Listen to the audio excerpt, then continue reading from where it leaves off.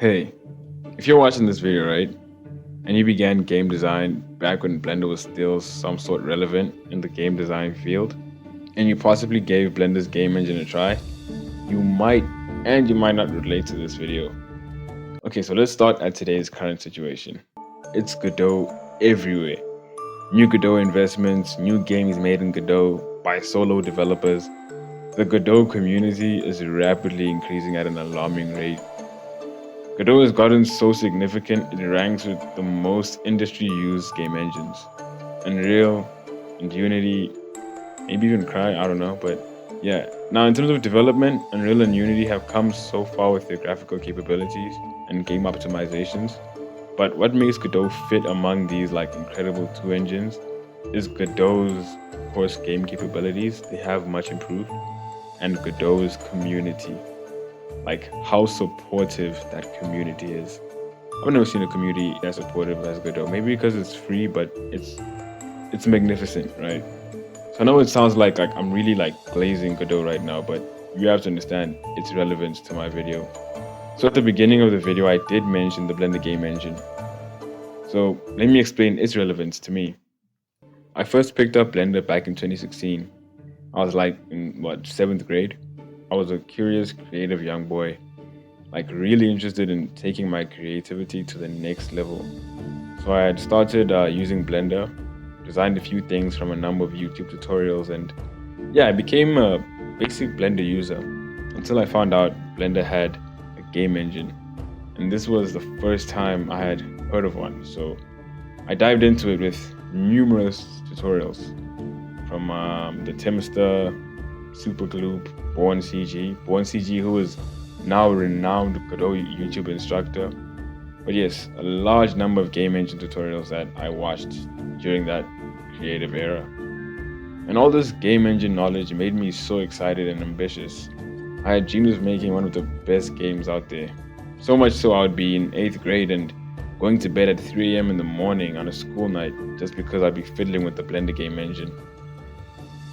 Now, within the year 2017, I had created so many game projects on my house laptop that I absolutely loved making games. Now, what made the Blender game engine so accessible and fun those days was because, firstly, it was free, right? You didn't require to have a beast of a computer, and it was easy to use and learn, due to logic bricks, because I don't know how to code, and I have never learned how to code. And you could find like countless of tutorials online, especially that time because the community was quite active. Now, around this time in 2017 was when I officially began my professional game project, right? I was in 8th grade, or what people would call your dream game. I had made 3 amazing looking levels in the game. Keep in mind, I was using Blender 2.78 during this time and had such a basic home laptop, so I did encounter a number of bugs and problems in the production of this game. I remember a particular bug that would cause your mesh and textures to look infinitely stretched, much like this. But yeah, it was a rocky road, and still I never lost heart. I had a friend in high school who was also heavy on Blender at the time, and honestly, having a companion to share healthy competition with really helps you increase in your understanding and like the growth. I'll be trying to make my games look as realistic as possible, using all the best 2D post-processing filters I could find online, and still not being satisfied with the results. And then I think stretching out into the year 2018, and I was trying my best to fully grasp the Blender game engine's graphical and game capabilities, was when I realized how behind the Blender game engine was compared to the most relevant engines at the time. Games like Horizon Zero Dawn, Forza Horizon 4, Injustice 2 had just been released and they looked absolutely outstanding and flawless.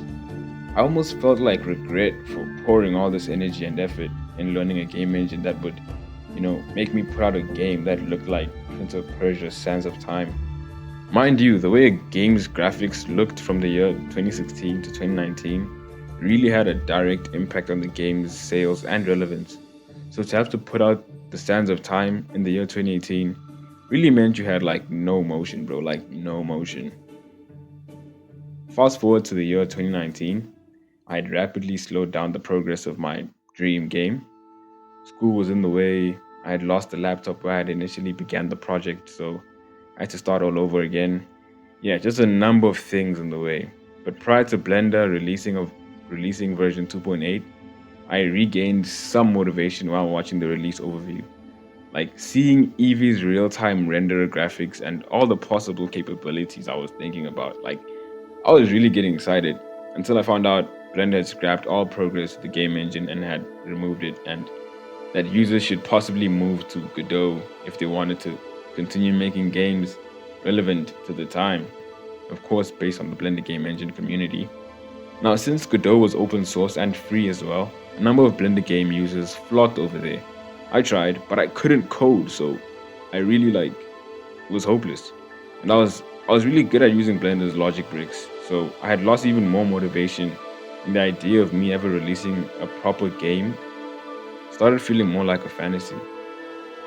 I would watch gameplays online for motivation, like Hitman 3, one of my favorite games, like in terms of the way it's just so clean and aesthetic. So it was a big motivation for a lot of my game projects. But yeah, I would watch a lot of gameplays online for motivation, but without an engine, the car can't run. So all I could do was park it in a garage. But yeah, I had to carry on living without any engine.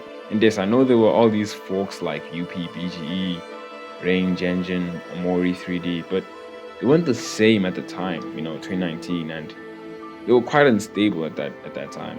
So fast forward 6 years later, and we are in like 2025, and I still haven't finished the game project I started in like 2017.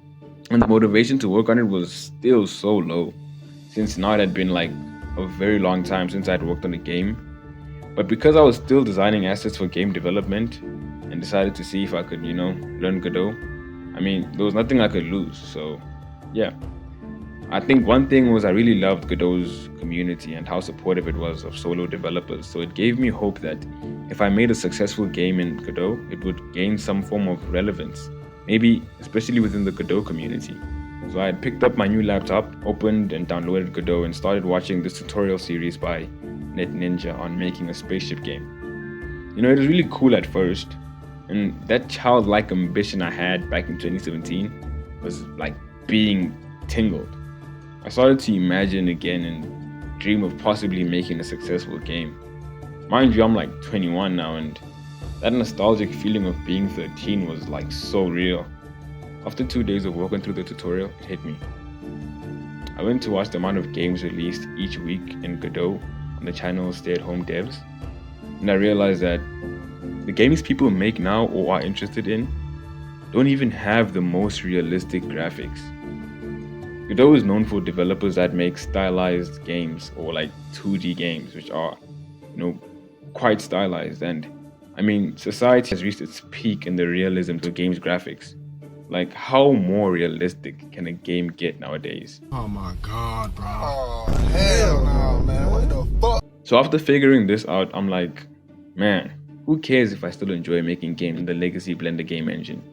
The amount of time it took me to make the spaceship game in Godot, I could do the exact same thing in 2 hours in the Blender game engine. It took me like 2 days to make that spaceship in Godot. So regardless of its limitations and it not being some sort of up-to-date, it's the only engine where I don't have to think when I'm performing tasks. Everything comes so natural to me. I hardly ever need a tutorial when I'm working through Blender's engine. So I'm like, you know what, screw it, I'm returning to my first love. So now with the newfound motivation and ambition that Godot gave me, shout out Godot, I went to understand the limitations I would have in building a full complete game. So I set very realistic goals with the project. I gathered a small team of designers, quite hard, but I gathered some that were willing to help me in the project.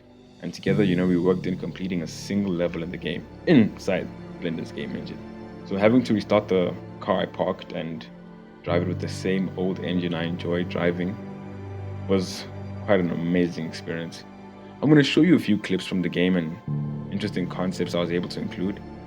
I do plan to release the level for an easy run through and just to showcase what the legacy Blender game engine is still capable of doing.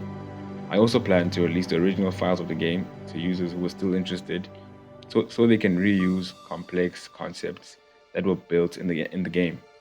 Mostly without coding. Pretty much everything is without coding, so yeah, it's majority logic bricks. pretty much everything logic bricks. So in a future video, I will do a full walkthrough of the level once it's complete and break down how I made, each concept. But for now, enjoy the mini clips. So yeah, thanks.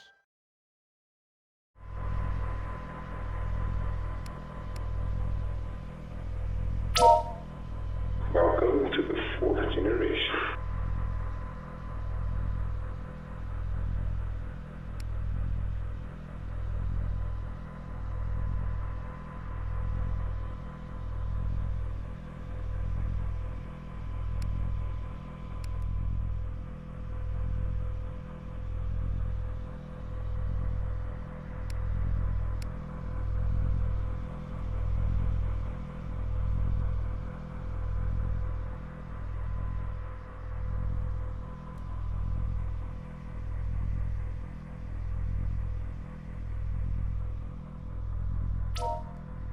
Experience the advancement of technology in the 4th Industrial Revolution.